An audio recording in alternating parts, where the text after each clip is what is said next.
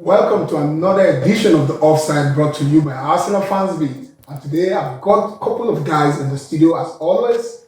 I have my good friends from Chelsea and United. And you have your regular face, Lena Fofana, Danny, and Michael. The weekend was beautiful for you guys because you guys settled for a draw. And I guess Lena was waiting for you guys to lose, But somehow you guys managed to get a draw. So Danny, what would you say happened in that match? Because you were expecting to beat the Blues. But the Blues, they say they never lose. But somehow they went to Old Trafford and got a draw. Like I said, I was expecting a win. Even though to me a draw is a little bit disappointing, but yet still a point from Chelsea with the way they have been performing. I think it's a good step for the team and a very good thing for the manager who is coming in, Amorim. So he has a very good foundation to build something from. Because now you can see the likes of Casemiro, he has gotten back to a better way, trying to pick his form. And showing that power as a mature leader. I could see when he was venting his anger over the years. Yes. So that's a very good thing. And the body language, just like I said the last time, has changed within the players. Everybody is trying to give in their best to ensure like the team wins. And we started scoring goals. We created a lot of opportunities. So you scored through penalty. Yeah. We started scoring goals. I wasn't talking about the previous game. It shows like... Okay. Yeah, so it's a good thing. We are making some progress. Okay, and you, the Blues. Yeah, coming to that game, I had high expectations. Definitely, I wanted us to win the game.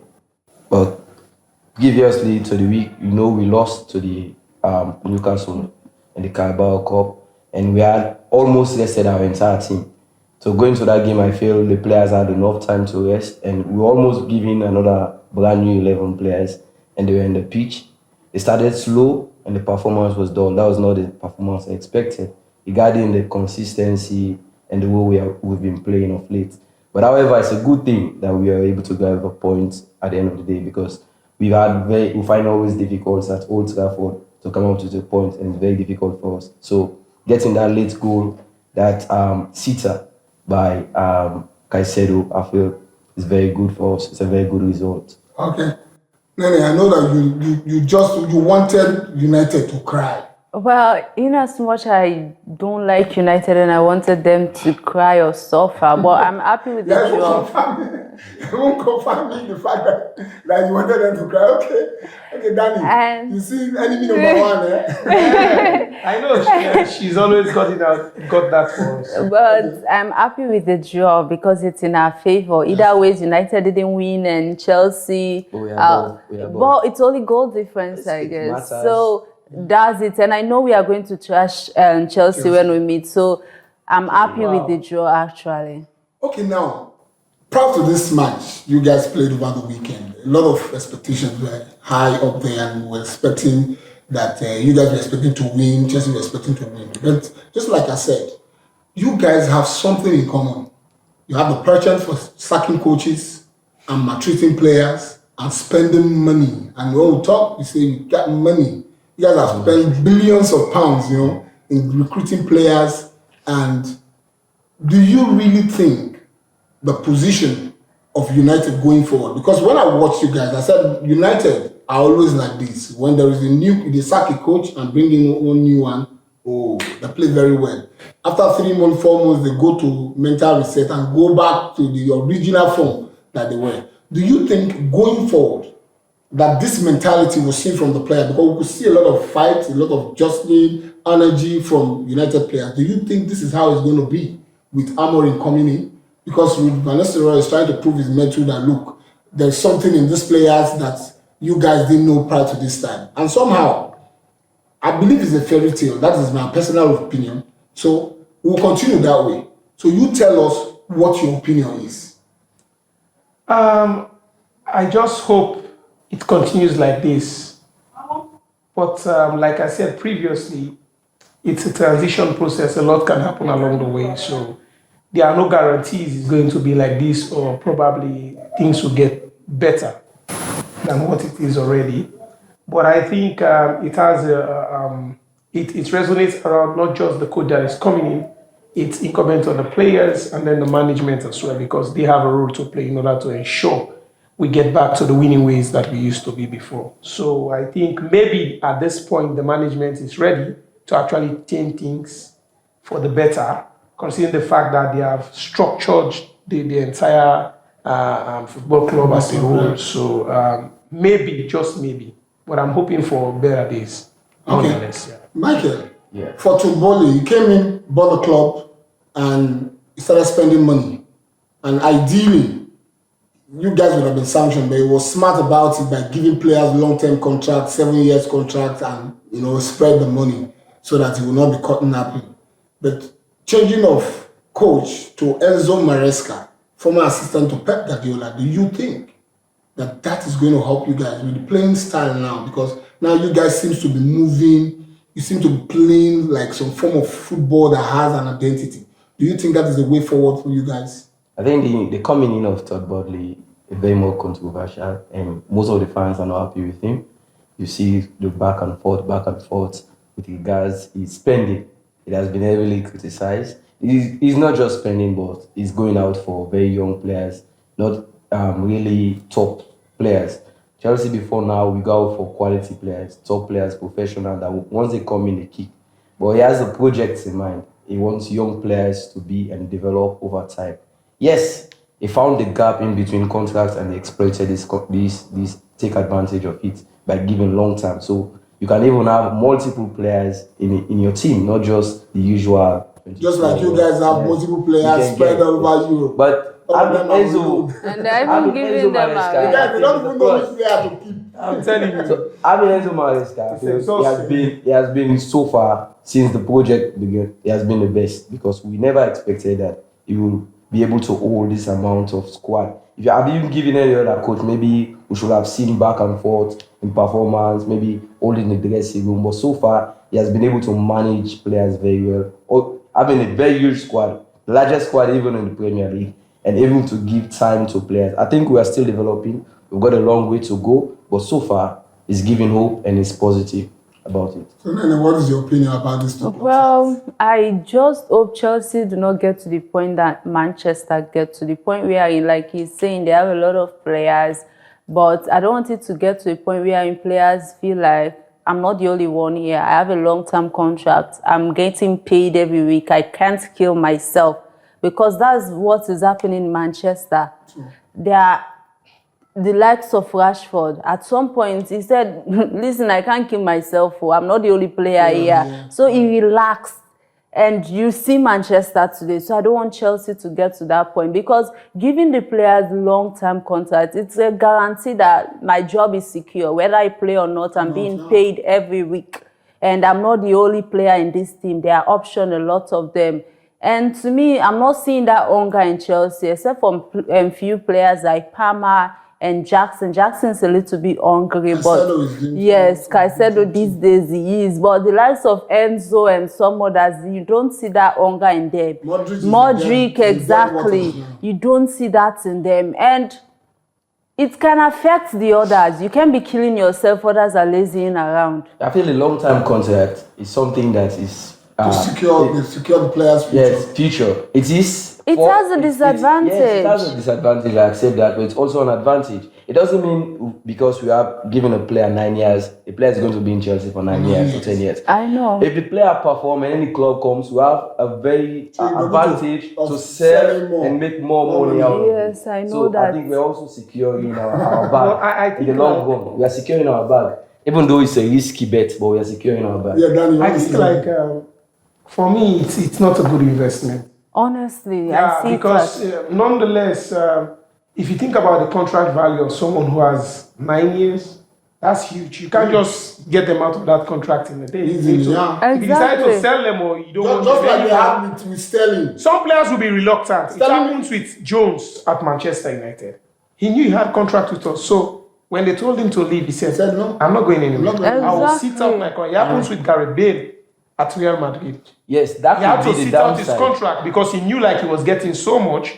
So there's nothing exactly. The lack of Sterling. From the point of view these days, yes, they are paying Sterling on loan. Is the fact that these days players they don't have that much of a passion when it comes to football. Yes. It's all about the money. And if you decide to give them like 9 years, it means like you have given them a sense of security, like you're not going anywhere. Even if he decides to go, then they will be paying him. And listen, and these are young guys. They are coming up. Most of them are from Africans. We know our African brothers. I don't suffer. It's that they enjoy. That's the downside of it. There's also a positive side. Yes. And that's where I'm optimistic as a fan. You can be pessimistic. They're looking at making more money. What about if the contract doesn't come? What about Chelsea? If you look at Chelsea, how many bigger players have they actually sold over the years? They are building a team that can compete at the top level in football. So they are not just giving those players the contract for them to sell them to Real Madrid, Barcelona or not. No, they want them to grow into become mature, yes, and win trophies. So you see, it's not like you guys will be selling. You guys should just pray that this bad energy do not start flowing in the squad. The new initiative of the top ball here is not like the Abramovich. Abramovich bringing the superstars, perform, get the results, get the trophies. With Bolly, let's build a team, let's build a family, let's see our stars, and if they come, we sold.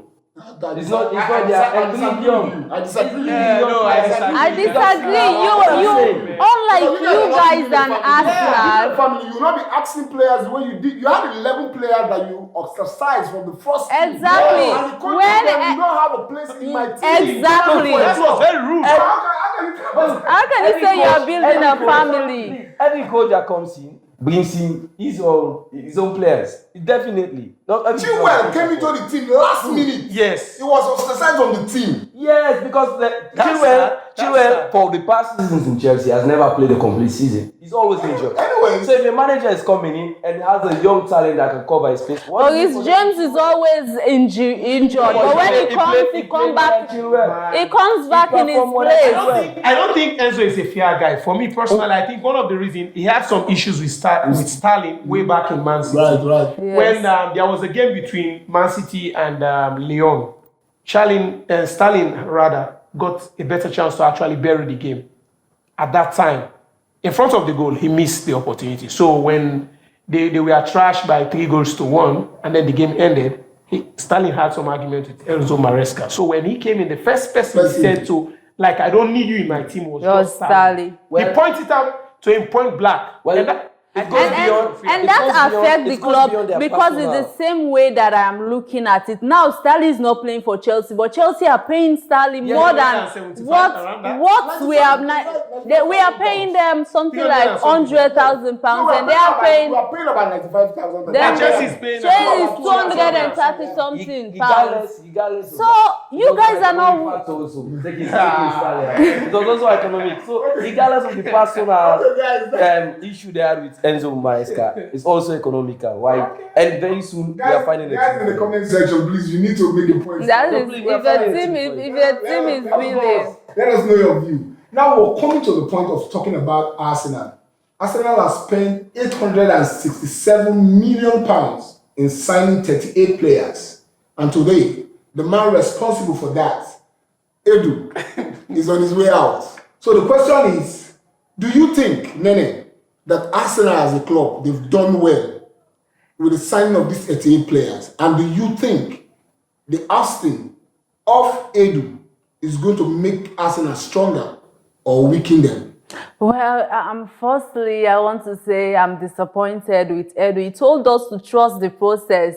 And before the season went, before the first chapter of the season, you already leave the process. So what's up, Edu?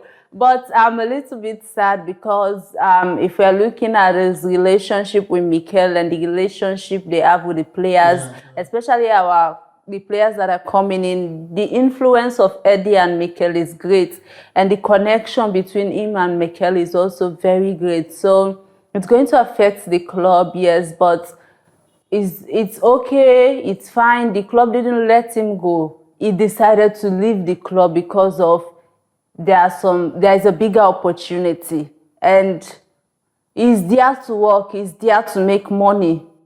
Yes, he loves Arsenal. He's a legend or so, but at this point, he has a lifestyle.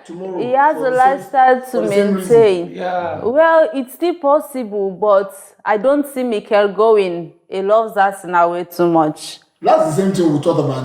Pep loves Barcelona with all his heart, but he decided to leave. Yes, it's still possible, but I don't see Mikel leaving soon, because if he does right now, Arsenal is going back to where we are from, because yes, we are. Let me land. Yeah. Reason is most of the players from Declan Rice, Mikel Moreno, they signed because of his influence. Okay. He has a bigger influence. You ask our captain Odegaard, he has so much respect. Most of the players are in that squad because of Mikel. He has a great relationship with them personally. They go out together, outside football, outside the pitch. They're having dinners. Like there is this kind of relationship between them. The bond is there already. I recall that when they went to Dubai. Yes. That's why personally had to cook and call the other ones. The other one, and Arsenal is to this point where they are all families. You see photos of Martinelli family going out together with Odegaard family, and that of all of them, they spend vacations together. Okay. There's this kind of bond between our clubs. So if Mikel goes, we are going back. But Edu, we wish him very well. I want to say something in that regard. Now, I'll give you a very good example. Okay. Mikel Arteta, even though he has not won major trophies, but I think he won major trophy, not like the one everyone is expecting. Yeah, but he has set a precedent after Arsene Wenger left, which I think is a very good foundation, or like it's a yardstick to measure any coach that is coming in. For instance, let's take for Liverpool. Jurgen Klopp did the same thing. He was like a father figure for the players at Liverpool. Salah wanted to leave, but because of Klopp asked him to stay, he stayed. And now this guy, Ancelotti, came in. He never had any relationship with them. But because of the fact that Klopp left a very good footprint with those guys, and then he decided to build on that foundation that he made. And now look at what Liverpool is doing. But he's doing an excellent job. Okay. So any coach that is coming into Arsenal, he will have so much pressure if he decides to go back where Arsenal are coming from. Yeah. So they might be even like considering sacking him maybe in the first 6 months. Okay, let me hold you listen. there. Yes. Okay. The truth, yes, I agree with you. But you also agree with me, Michael, Nene, that when a coach comes in, they want their fingerprint on the philosophy of the playing style. That was the problem that Eric Ten Hag had. Eric Ten Hag, I always told people, I said, look, Manchester United have got players, but they don't have a team. Yeah, sure. So what Eric Ten Hag failed to do was to bring unity among the players. Thank you. By embracing them and saying, look, this is our thing. Go back to history. We've got Ronaldo. Ronaldo is here. Ronaldo, come and tell us how you guys did it. That you guys went consistently winning. But you came in, you wanted to show Ronaldo that, look, I'm the boss here. And Ronaldo is telling you that, look, I'm a legend here. I know every nook and cranny in this club. If I close my eye, I can tell you where the kitchen is. I can tell you who does this, who does that. And when the guy came in, he said, look, nothing has changed. And he's trying to tell you that, look, we can do a whole lot more. So, every coach that comes into a club, we have it with Unai Emery. Unai Emery came in. The first thing he did was to remove Arsene Wenger's plug in the dressing room. He removed it. Everything was just changing. But when this guy came in, Arteta knew what he left. Exactly. He came back and installed that. Exactly. So I think I agree with Nene for once that if we lose Arteta, Arsenal will go back again to where we are coming from. My club, because I know Arsenal. The bond will change. Because if you listen, Nene, if you listen to players like Declan Rice, he said, when I spoke with Mikel, he said, my mind was changed. Okay, let's even forget about him. Let's talk about Xhaka. Xhaka said, I had my suitcase packed at the door. Exactly. So I was leaving. He said, the guy just said, give me 1 day to talk with you. So after speaking with him, he said, my mind changed. So he had to go back to convince his missus. Because missus had already agreed that, look, we are going. To convince her that, look, guy, I need to stay. This guy is different. With regards to this issue. So with regards to this issue, I feel that this gap, we've talked a lot, but finally he has decided to take a greener pastures, like any other person working. you want a bigger opportunity, you want to be the boss. So, yeah. But for me, I'm very much skeptical about it because, as we've seen the past season, Arteta has got the backing and support from players and the board. And if you're losing one man from that seat, who is coming in?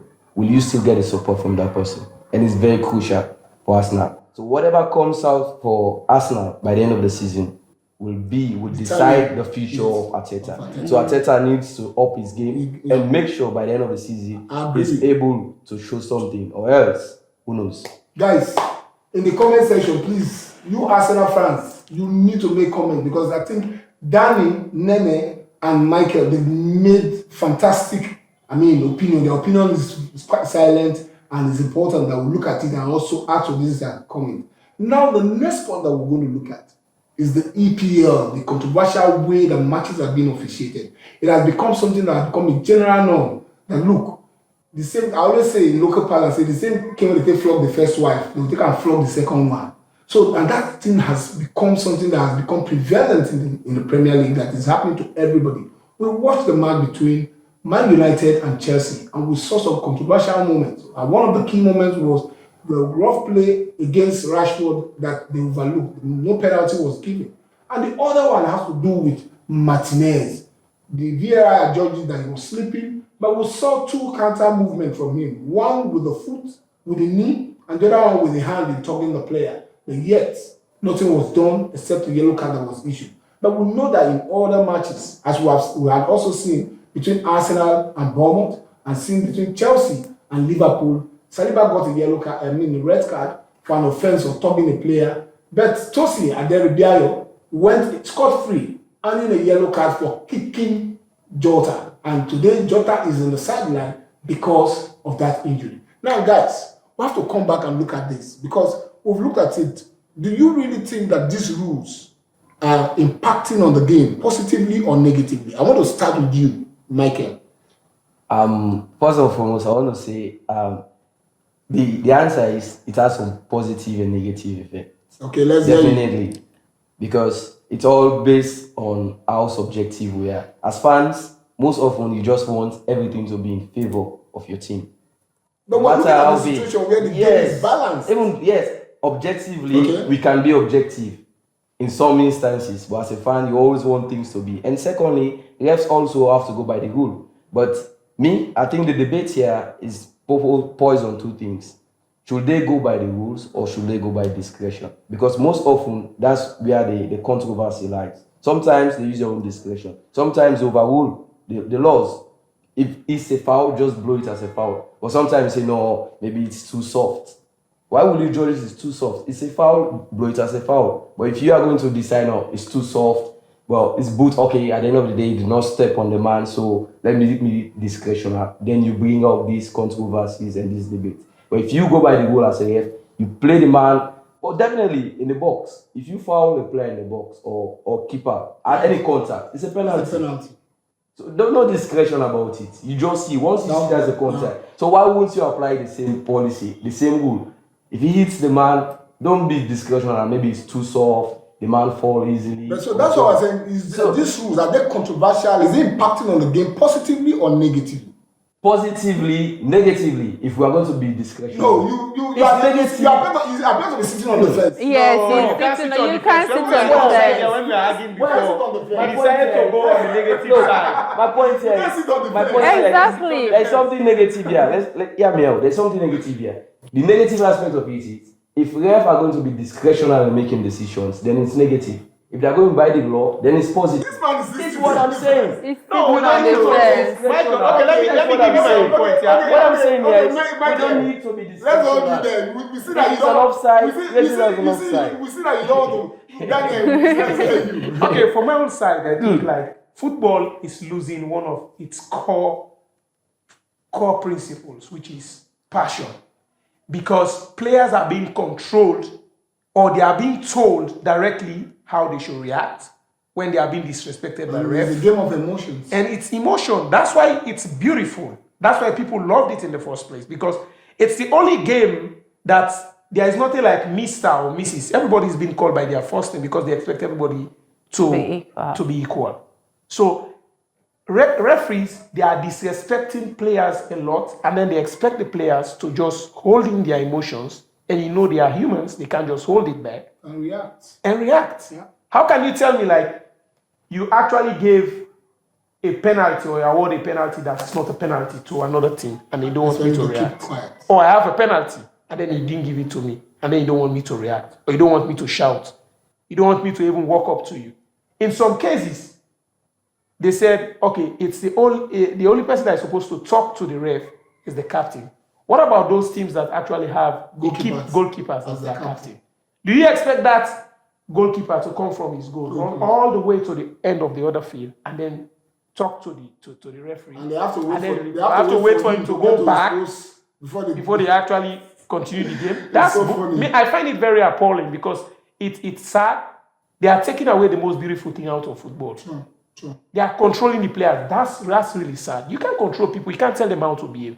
It's passion. Sometimes when your team scored a goal, considering how you were suffering in that game, sometimes you even shed tears. Yeah. Coaches, they do shed tears. Fans, they shed tears. Now, if you pull your shirt, they'll give you a yellow card. Now, if you take your shirt off, they'll give you a yellow card. It shouldn't be like that. For the second time, red card. Some of those players, they have something written underneath exactly. their jersey, and they really want to show to the world because there is one way football inspires people in different ways, and some of those things that have been written on those second clothes that those players are putting on, it's inspiring somebody out there. It's inspiring a lot of young people out there who actually lost hope along the way, and then they really need something to hold on to. And then thank you. Why always me? Mom, I love you. Why always me, Balotelli? If someone is being mocked, they were being bullied in school, or they are actually being bullied in school at the present time. It's an opportunity for the person to speak it's an opportunity for the person to actually speak their mind by looking just at that inscription on the shirt. So I think if you are telling me not to take off my shirt, you are controlling me, and it's bad. So if you want to control everybody in the game, it's very simple. Let's forget about humans playing football, and then just hand it over to the robots so that they can play. There are no emotions, so you can tell them foul, penalty. They will just be standing there. Oh, God, carry on now. Exactly. So then, what do you have to say? Because the only person we have sitting on the fence now is Michael. Okay. Well, I think I kind of agree with him at some point, and also him at some point. I agree with him in the point we are in. Wait. Let me land. No, calm down. It's not I agree with this or some point. It's not 50-50. You want to know your level. Exactly, I'm getting there. You are doing a little to the right, a little to the left. It's balancing game. They are something on the fence too. She will decide, but let's at certain instances they made mention of that I want to bring together. That is what I mean. He made mention of the FIFA, whether the referee should go with the rules or their own personal discretion, which I actually kind of agree at some points, because in some games the controversies are based on discretion and rules. If we are using the rules, let's go strictly by the rules. And every time, and I think they defend themselves using the rules than using discretion. Yeah. So let's go with the rules then. If we are going with the rules, if doing this is a foul, whether it's lightly, whether it's roughly, let it be a foul. Okay, now I'm holding you there. That's why I said calm down. I know. Let me get there. Does it have a negative impact? It does. It does. Okay, you want to hear that part? It does. So that means you are towing the line. Don't get your viewers annoyed. I don't know you do. You seem to be sitting on the fence. I'm not sitting on the fence. Does it have negative impact?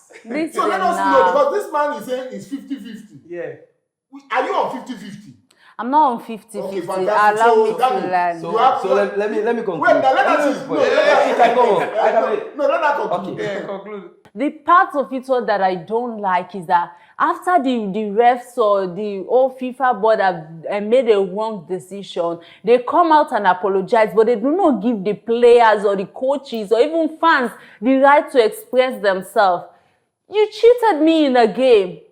During an interview, there was sometime back last season with Arteta, after I don't know our match against which team also, against Newcastle, and he was so emotional, he was upset. Everybody sees clear that ball was out. Gabriel was pushed. And in an interview, Arteta said that this is total disgrace. Come on, but he was fined because of that. That's right. He didn't coach our next game because of that. And that is bad. Sad. It's sad. They are taking it away. We are humans. You are taking our rights, and everybody have the right to speak their mind. They always say there is freedom of speech, there is love.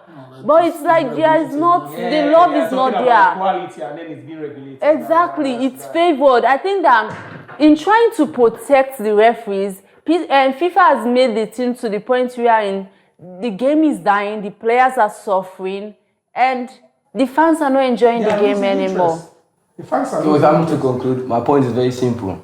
Okay. If we go by the law, which is there to make the game look fair, then it will have positive effect. But if we are going to apply the law based on discretion, it is Man City, it's a big club. It is Manchester United, it's a big club. Okay, it's too early, it's 5 minutes into the game, I don't want to give a red card. Then it's going to have a negative effect on the game. And that's what we're experiencing. Okay, guys in the comment section, my position is this. I sit with Danny and Nene because that was why, Nene was like trying to fly to the left, to the right. But somehow, when she analyzed, she came to the point that, look, it's having a negative impact. For me, I believe that the discretionary way of officiating matches through the rules of the game is killing the passion and emotion that comes with the beautiful game of football. Thank you. So that is my opinion. So it is 3 against 1 here in the studio. So we expect you guys in the comment section to make your comments count. So at the end of the day, we'll be able to know whose side you are. But for now, I'm joining Danny and Nene. So Michael is standing alone. So now it is the Champions League. We're just going to look at a couple of matches that is going to take place today. We're going to see Liverpool and Bayern Leverkusen. It's going to be a match that is going to bring Xavi Alonso back to the Anfield to play against his former club side. And let's hope that he's going to prove his presence in that match to show them that, look, I am still the man that's going to take over from Arne Slot, because they were looking at him to come return to the Anfield. So let's see what he comes up with when the Slot ball plays against Xavi ball. Then the other one has to do with Man City and Sporting Lisbon. Yeah. Don't forget, Amorim is going to test his prowess against Pep Guardiola, because Amorim is just a few weeks away in coming back to the Old Trafford, where he's going to be at the ends of affairs, and he has Pep Guardiola to do it. And the other one also has to do with Real Madrid that were battered at the Clasico. And unfortunately, they didn't play well. But we hope they're going to rekindle their playing style by showing AC Milan. But AC Milan has got a formidable team too. So guys, I want to start with you, Nene. What do you think? I'll start with AC and Real Madrid. AC Milan are a good side. They are strong, so is Real Madrid. And Real Madrid have a point to prove. I believe they are going to win the game. It's going to be a tough game, very entertaining. But Madrid are going to win because they have a point to prove. And Vini and other players, because of the old Ballon d'Or controversy and everything, they want to make a mark. They want to prove a point. So they are going to win the game. And the scoreline might be 2, 3, 4, I don't know, but Madrid are going to win the game. With Bayern Leverkusen and that of Liverpool, I don't know, it's like they faced themselves sometime last season, or they did it. And Bayern Leverkusen won over Liverpool. And Xavi Alonso is going back home at Anfield. He's going to prove a point. He wants to. And so I think Bayern Leverkusen, I don't know whether they lost their last game or they drew or something. The one 1-0. Okay, 1-0. And they are this side that the boys are so hungry, they don't give up. They go till the dying minute. If you observe most of their winnings, it ends to the last minute. So they are going to give Liverpool a fight. And lucky for them, Liverpool is also good at that. So it's going to be a very entertaining match. And I think that there's going to be a lot of goals in that match. But I don't know if it is due to favoritism or so, but I want Bayern Leverkusen to win. Okay. Yes, I want them to win. So my scoreline is going to be Lisbon, Man City. Okay, Lisbon and Sporting Man City. Ooh, seeing the way Man City played, and with all their injuries, and Sporting coach, who is coming to Manchester, that is coming to Manchester, needs to send a message to England. And Man City, lucky for them, Man City the champion of England. So the aim is to trash their champion, to send a positive message that I am coming. So it's going to be a tough match for Man City. It's really going to be, because their performance against Bournemouth was very poor. Alan wasn't there. And Sporting, they have gone to their drawing board. They are a very tough side. They are very stubborn. So I'm seeing Sporting to win over Man City. Okay, Danny, it's going to be a test of the prowess of Amorim. So let's see. What's your take? I think, just like Nene said, he will definitely try to prove a point and then send a message. So once he comes in, of late, Man United, most of these smaller teams, they don't fear us. We don't intimidate them anymore. So I think with him winning over Man City, he will send a very strong message to those teams. So coming in will give him a better foundation to build on something, knowing if I can trust the champion, I can trash anybody in the league. So if he loses, if he loses, it will be a downside to him on one side, but at the same time, I think the guy is a fighter, so I don't see him giving up just because he loses to Man City. And let's do a better analysis. If Man City were not going through these hurdles that they are facing presently, they are a better side than Sporting City. But nonetheless, Sporting City has a very good run presently. Last season alone, they scored 95 goals, more than any other team in Europe. And then now they are unbeaten in all competition. So I think they have a better chance of actually thrashing Man City. I agree with Nene to that extent. And then with regards to Real Madrid and AC Milan, it's old glory versus present glory. Ancelotti has coached them before. Yes. Yeah. Old glory is AC Milan and then present glory is just Real Madrid. But nonetheless, looking at the form of AC Milan in Syria, it's been up and down there. Yeah. So it's not good. And Real Madrid, coming from that trash, I think they really want to prove a point. So it's going to be one hell of a game. They will be fighting so hard to actually take on AC Milan. Give or take, whatever AC Milan plays today, they will definitely lose. They will definitely lose, no matter what they play. They will lose to if they play their best, if they are their best, because their defense is very porous. They can concede goal at any time. If you look at their stats from how many goals they have conceived, it's the keeper that is actually preventing them from conceiving more because he had made a lot of saves. So I think they are going to conceive maybe 2 at most. If they play very well, it will be 2-1. That's the scoreline: 2 to Real Madrid and then 1 to AC Milan. Coming to Bayer Leverkusen, Alonso has done a lot of good job, or has done a good job with Leverkusen, giving them German Bundesliga for a very, very long time. And they are an invisible team. Yes, they are invisible team and everything. Even though this season, it's not like last season, because this season, they are a little bit struggling scoring goals. Yeah. So, and Liverpool, with the way they are playing, with the way Salah is playing, Salah is top notch right now at his peak. So I think they are really they really need to be careful with Liverpool. Because Liverpool can sit back and then give them the ball.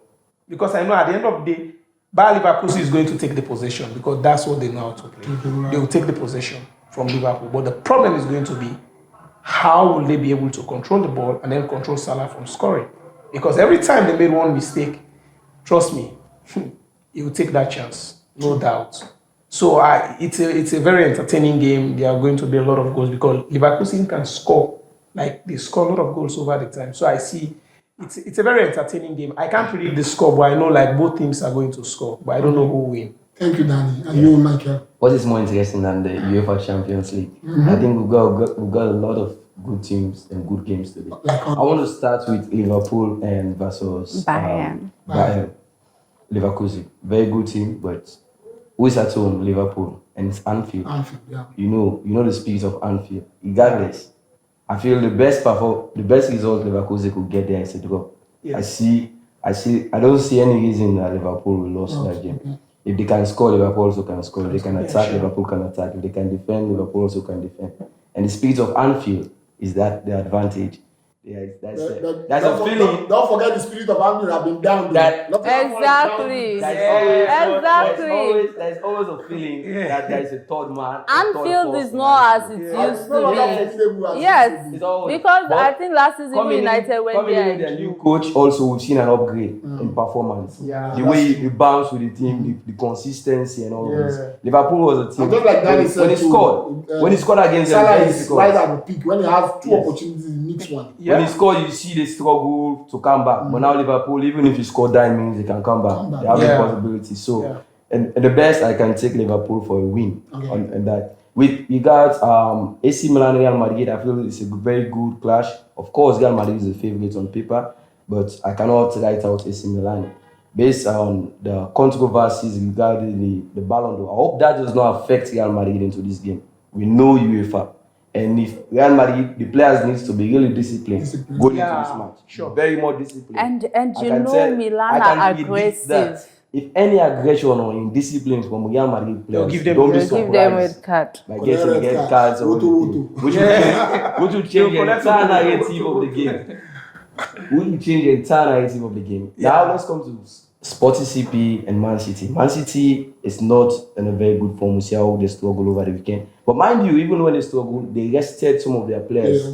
And it just tells how important Pep is taking this Champions League game tonight. And he wants to do all his best to perform. I feel Sporting has got the edge. It is in their home, and they've got all the support, and they're informed. But beating Man City is a very big task for Sporting. Wow. Because Alan can hurt them. Wow, fantastic. Alan, that has been humble. We're doing fantastic analysis from Danny, Nene, Nick, Michael. We had a lot of argument, but it was positive argument, and it was quite balanced. Aside from the place where Nicky is standing alone. So, but don't forget that this devil's advocacy. Don't forget this is the Offside, where we bring you analysis of matches concerning every other club side in the Premier League and the Champions League and what have you. And don't forget, please, like we always tell you, we're trying to build a community together. So join us. Go to the comment section, make your comment count, share, subscribe, love this channel, and share it as much as you can.